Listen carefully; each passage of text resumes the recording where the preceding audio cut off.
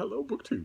In light of recent events on social media, specifically on Twitter and Goodreads, I thought I would reiterate a piece of advice that I've given on this channel a few times when it comes to authors who encounter some reaction to some published work of theirs that they don't like. So this is sort of a public service announcement aimed at those authors. Because the question comes up, what is the acceptable response on an author's part to a review of their work that they don't like? So I thought I would clarify what that acceptable response is. If the review makes a factual error, then it warrants a response. If a reviewer says this is the worst novel about college kids irresponsibly spring breaking in southern Florida that I have ever read, and your book is actually a nonfiction work about Merovingian coin debasement, then that needs a correction, but not from you. Find somebody to correct it for you. If you are a full-time author, you're not going to have any friends, but find an acquaintance of some kind.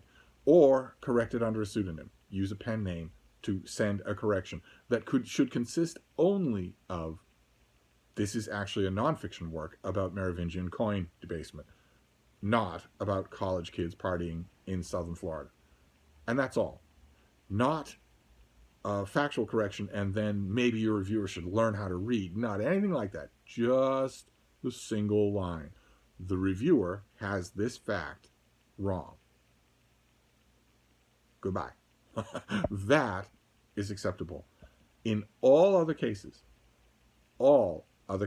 and I mean all other cases, no matter what, if the reviewer is unprofessional, if the reviewer is personal, if the reviewer is insinuating, if the reviewer is libelous, slanderous, it doesn't matter. In all other cases, the proper response of a writer who has read something from a critic that they don't like is to shut their gob. Take the dog for a walk. Cook a complicated meal. Take a nap. Play checkers with a friend of yours. But don't make a response. Don't respond to the critic. Don't do it. Now, you might think in the 21st century, we are saturated by social media, and when, let's be honest here, despite a few recent contradictory episodes, it seems like evil is constantly rewarded in our 21st century world. It seems like the ability for the general public to be outraged and stay outraged has degenerated to almost nothing. That politicians and public figures of all kinds can commit some enormous social gaffe and just count on the fact that everyone will forget about it. And that'll be that. You'll still be able to have a normal life. You'll still be able to enjoy the career of your choosing. You won't hurt yourself in any way except temporarily, no matter what you do. But that's not true. It may seem that way, but that's not true. You may seem like you're helping yourself in the short term if, for instance, you are an author and you decide to slag off a critic in public, or many critics in public, with horrible language and juvenile antics, and just keep doubling down on that action. It may seem on the short term like you're helping yourself because suddenly your social media following has doubled or tripled. Suddenly there's lots of interest and buzz around your book. Suddenly maybe cable news shows are saying, well, we don't of course review books on our channel, but we might want to talk about your book and, I don't know, toxic fans or toxic online media profiles, toxic online reviewing sites. So why don't we have you on for 5 seconds if we run long? If we run short on tonight's program, why don't the bubble-headed leechbone who comes on at 5 can talk to you a little about that? That may feel intoxicating. It may feel like you're succeeding by doubling and tripling down by Trumpism. If we broadly define Trumpism as being obviously, visibly on record in the wrong and not caring, just doubling and tripling down, just mindlessly, aggressively doubling down on your own shortcomings, rather than apologize, walk away, go silent, whatever. If we categorize it that way, it may look like you are benefiting. It may look like you are helping yourself by doing that, but you're not. Not in the long term. And the long term is the only term that counts. You're not helping yourself in the long term. You're drastically hurting yourself in the long term. It will come back to haunt you. It will stick with you. It will hang around your name that you are an incendiary, unfair, lunatic, unhinged, unprofessional figure. Sooner or later, probably later rather than sooner, you're going to wish that that weren't associated with you, and there won't be anything you can do about it, because the internet never forgets. This isn't the case of you sending a mean letter to a critic in ye olden days of snail mail, where the critic would have to publish it. if you do it in public, it's going to stay in public. So my advice, reiterated, is in the absence of a gross factual mistake. Gross. So I'm not talking interpretation. I'm not talking that you say in your book that Frederick Douglass had a mean tone of voice when he said a certain quote in Oklahoma City, and the critic says that he had a kind tone in his voice. I'm not talking about that. I'm talking about a blatant factual error, where the critic gets a name wrong, a place wrong, where the critic is simply mistaken about your book. Then a response is called for, although not from you. Not from you. Find somebody to do it for you. A subordinate, a scorned ex-wife, an enemy, somebody, or a pseudonym. Not from you directly, but that still deserves a correction if your publisher doesn't do it. I mean, if you're a published author, probably get your publisher to have somebody email or send a letter to the Times or whatever to correct a factual mistake. But other than that, never. Under any circumstances. Never. And I mean including positive reviews. Don't respond to a review at all.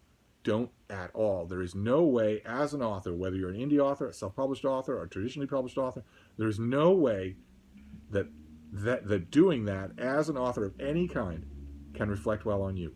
It never can. It can only hurt your career. A career that I have to think means something to you. I want to stress, it may look like it's helping your career in the short term, but it is not.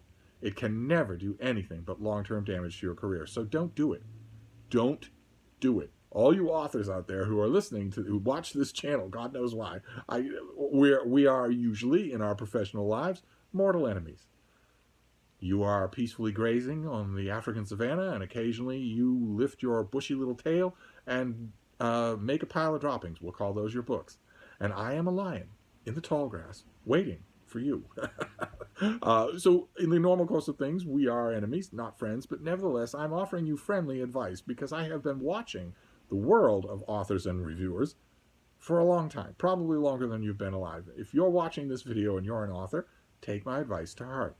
No matter how worked up you are, no matter how acclimated you are by social media to immediately reaching out to anyone and everyone about anything and everything, don't do it. Don't respond in any way to critics.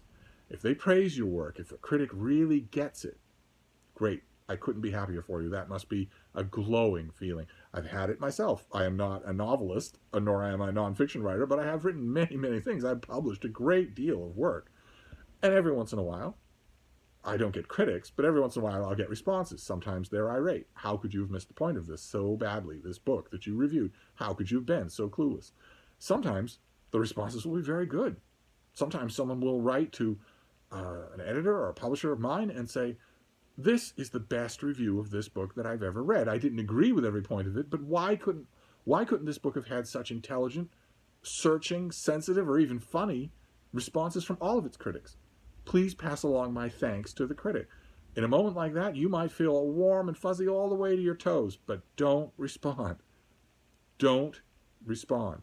Think of it as the blood-brain barrier that protects your neural tissues in your head from lots of chemicals that enter your body. Think of it that way.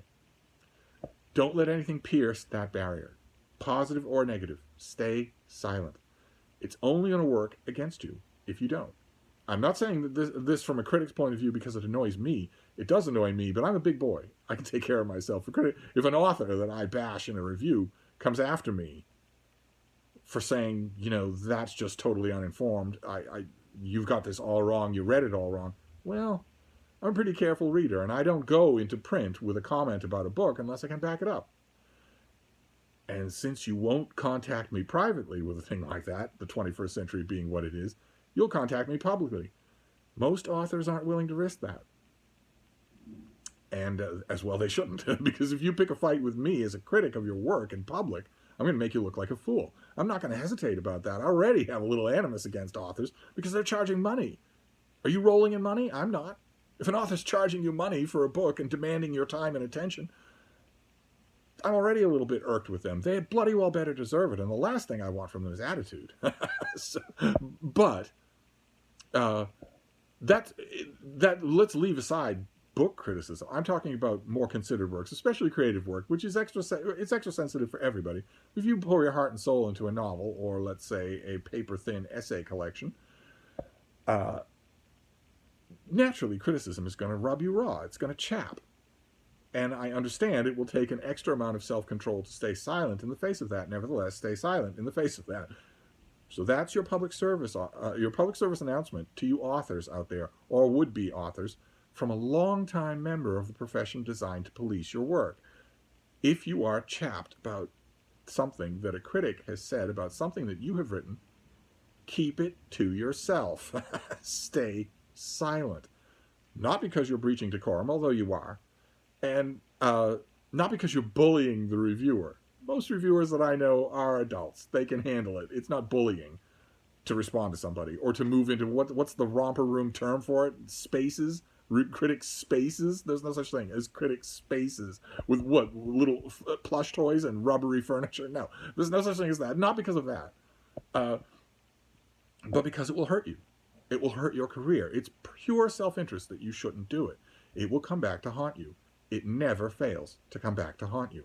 And you don't want that. Now, if you're in your mid-20s and you've got one book under your belt, you might not believe that. But nevertheless, it's true. Take my word for it. It's true. It will come back to haunt you, and there'll be nothing you regret more when you're in your early 40s. And you want a different public posture. You won't be able to go back and change time.